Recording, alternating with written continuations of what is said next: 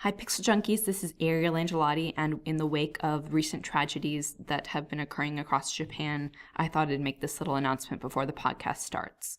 I just wanted to let everyone know that we recorded the podcast before the earthquake hit, and our thoughts go out to everyone who has been impacted by the events that have been occurring over the past week. We experienced some technical difficulties while recording this podcast, so the sound quality is quite poor.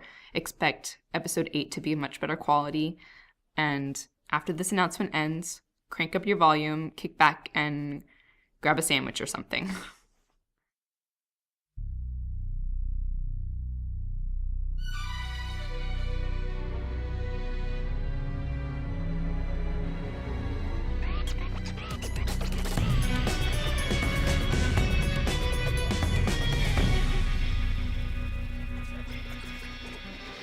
Hey everyone, I'm Ariel Angelotti. Hey everyone, I'm Duncan Flynn, and it's good to be back. With me today are the usual suspects. Jaymin Kessler.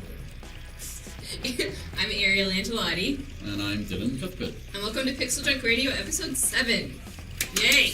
Yay! So Duncan's back now. After a long hiatus. Hopefully for good. Good time. Yeah. And Jaymin and I just got back from San Francisco for GDC. a crazy week at GDC. Very nice.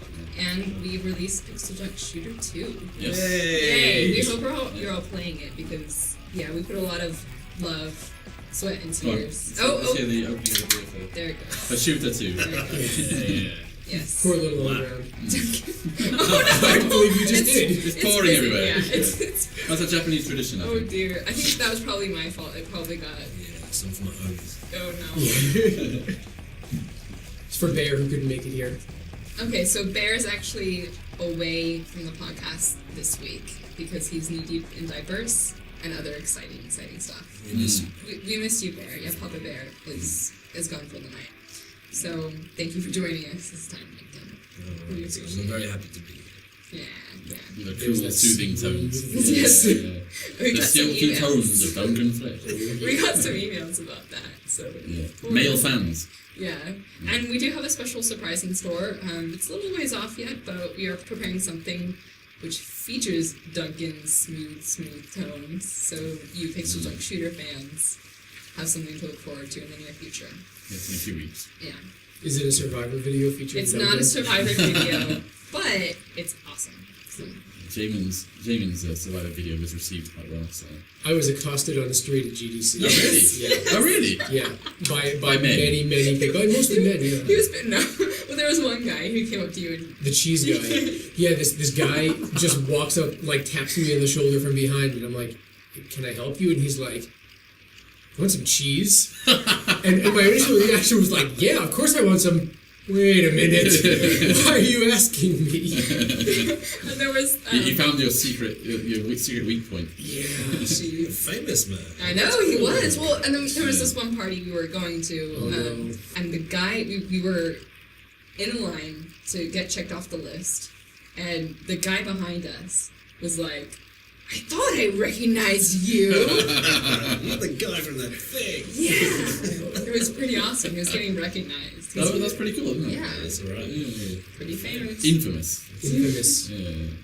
So we've just released PixelJunk Shooter 2, and people have been raving about it. Oh yes.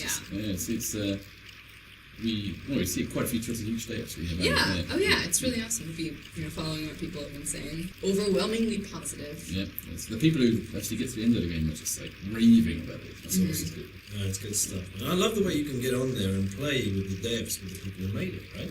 So bring it on, losers. Yeah. Community of Portage. I just want to interject here though with one comment though about the quality of reviewing in the game industry, and and I know I need to mention this, but It's you know, okay for my teeth. exactly. I think that's what we need because there are a few reviews there who had obviously not played the game, and I send the mail to them and ask them, can I quiz you about the later stages, to check whether they actually played the game or not, and then they profusely apologise. Right. And then re-review the game. Right. and give a much higher score. And give a much higher score. So Yeah. it's a very strange situation that There are reviewers out there who don't actually play the games they review. I know, and I understand. We put a lot more. We put a lot more time into the Yes, games. this is true, and we understand that you have a lot of games to review, but Yeah. you know, So your suspicions are someone pick it up, pay for 25 minutes, half an hour. Yeah, and then they'll just guess the rest of the game. or even just 2 hours when our game is about 7-8 hours. Yeah. Right. And there's the whole online side of it. right. I mean, we set up times for the reviewers to join in before the release of the games and play online, and we can see who joined in and who didn't. And the reviewers who joined in all loved the game and gave really high scores and gave us like in-depth reviews and stuff. Right. And the ones that played it once or didn't even play it at all are the ones that are very questionable comments, especially about the online stuff. Fair play. I mean, the thing is, it's not communism, is it? I mean, you can give it the full Monty, give it a good go, come and play online. If you still think it sucks, that's fine. No, fine. Yeah, that's fine. But you've got to give it a go. Exactly, yeah. But the Japanese response has been amazing. Yes. From the media and also the fans. Crazy. I was surprised this time around. The Japanese media really picked up it. They wrote like in-depth articles about the online play and the comments from Japanese users, like on the Ni-chan, the 2-channel thing, have been like amazingly positive. Really too, right? Loving it. Yeah. It's just great. They like the to make our games challenging. We don't make PixelJunk isn't about making fun though. So we make our games challenging and fun, and that's the important thing. Yeah. I was actually wondering, Dylan, I never talked to you about the origins of Shooter. What was the basic idea behind this fluid mechanic manipulation? Well, it's kind of like a sandbox system. So when I was about 13 or 12 or some very young age, I had a Sinclair ZX Spectrum, and I was trying out ideas for games and programming BASIC and assembler, like a mix of the two. And I wrote this one demo which involved you running around the stage with balls sort of falling down, and like lots of them. And these weren't yet magma balls, right? No, I mean like tiny balls. So like, for example, in Shooter, the liquid is done with very small particles, lots of very small particles. That's how you do the simulation of the liquid. But back on the Spectrum, I couldn't do that because of the 8-bit computer and all that. But I had a system where the screen would have as many balls on it as possible, and I had this program that would scan the screen and then move them based on their surroundings. And so you could actually have like a breakable rock area, and above it there'd be all these balls above it. And when you break the rock, all the balls would start falling down through the hole and stuff like that. And I was trying to do that, but it only ran at about 1 frame every second. But so I sort of put it out to the side when I was about 13 and went on to other ideas and stuff. When I came back to 2D games, when we were thinking up ideas for PixelJunk, that's when I pulled on all these sort of failed experiments in the 80s. So Racers was one of them as well. Something I tried to make in the 80s and didn't quite finish it, or didn't quite get to the actual full game stage. Eden as well is based on like a jumping game, which I actually did finish. I made a game called Mr. Blobby. Mr. Blobby, and it was a vertically scrolling game where you had a variable sized jump that you could control, and you try and get as high as you can within the stage.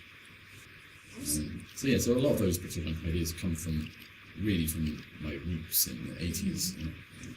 The ZX Spectrum era. That is true. 12 years old doing this stuff. It's ridiculous. I know. That's nuts. It's so quick to make those things. Back then, I'm always amazed how long development times are nowadays. Right. Because back then, I would, for example, that ball demo, the ball sort of game, I knocked that up in about a week.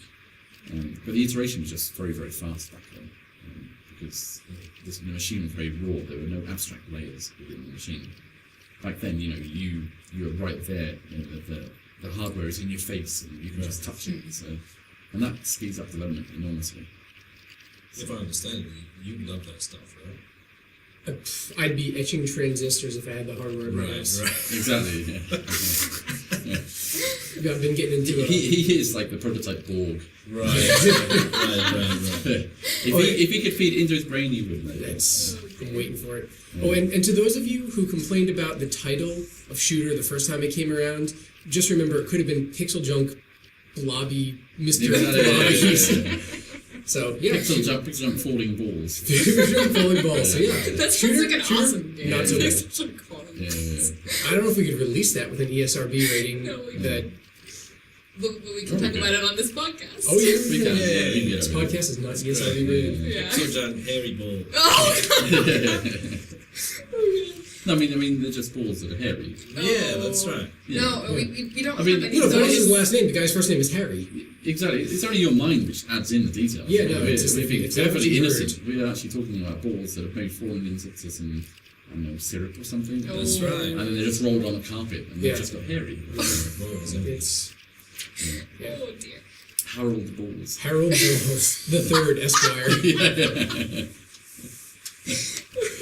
So Dylan, I know you've been having some fun playing with people on the online battle mode. Oh, yes, or every multiplayer night. portion. Every night. Yeah, so can you share some experiences you had? Yeah, no, online, we loosened the connection parameters for it, so people can connect to a lot more people now than before, like different countries as well, which is good. And so one guy I came up against was a Russian guy, and he had his mic on, and I could hear his family were like all probably sitting around the TV watching him play. Because every time I kind of pulled off a move and like grabbed a survivor and I was like, pulling out of his base, like you could hear like a chorus of people like his family going, oh! in the background. No. Vodka. Nick. Well, actually, like right when GDC started on Monday, Sony put together this Shooter 2 PR event where we had a whole tournament. It was media and fans. It was a big community event. There's free alcohol and food, and it was. Was it about 150 people? Yeah, that's a lot of people. There's a lot of people. Yeah, a lot of people. It was a packed house. See, they didn't tell me it was an open bar. Otherwise I would have gone. You would have gone.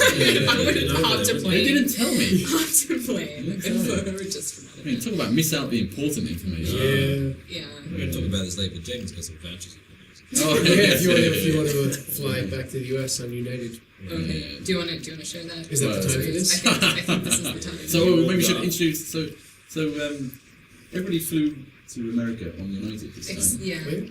Because And, that's the flight to San Francisco from Kansai Yeah. Airport. Yeah, there's like one direct flight. And we were lucky to fly in United because like it's not guaranteed that you'll actually fly Well, when you buy a ticket with them. no. You pay the money and it's a lottery. Yeah. So yeah. Basically. So I Very flew out. exciting. I flew out early, and the left event, early for the big because I event. had to go to the big event. There was the big tournament. It was awesome, and thank you all for coming. By the way, if you're listening. Yeah. But Thank you all for playing. Jaymin and Bion, who you would know from Eden, took different planes. Well, different planes than you. Yeah. But the same plane. Yeah, Yeah, they were both on the same Sorry, plane. that Yeah. was yeah. Good times.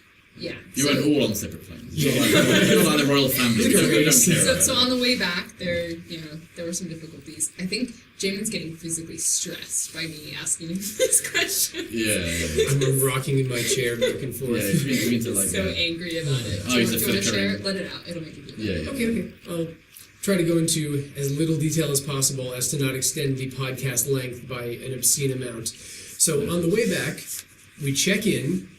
Everything seems fine. We get to the gate where we're informed that at the very last minute they had to switch to a smaller plane, and 30 of us would not be flying back to Japan. This is after going through all immigration. This is after going through checking immigration, in through everything. security. All your bags are on Checking the plane. bags, Check yeah. bags are on the Which, by the plane. way, don't check bags. Yeah, that's not a good idea, especially if you fly United. So Yes. Can I just ask, how do they do that? Do they ask 30 people to put their hands up? and Yeah, say, how did they choose? Oh no, they didn't take volunteers. They just informed some of us that Oh, we would that's not be getting bad. on the. Yeah, That's it's- I don't know if they're legally obligated to tell you, but It should be more. Well, maybe they picked randomly, but The I non-douchebag doubt it. thing to I do. bet they just chose like the 30 people at the back of the plane or something. it could be. Right, because if you don't purchase the special Economy Plus ticket, which is like $7 extra, you get stuck in the back where there's no. It's like less than economy class. Yeah. This Luggage. is- It's all a Like, scam. yeah.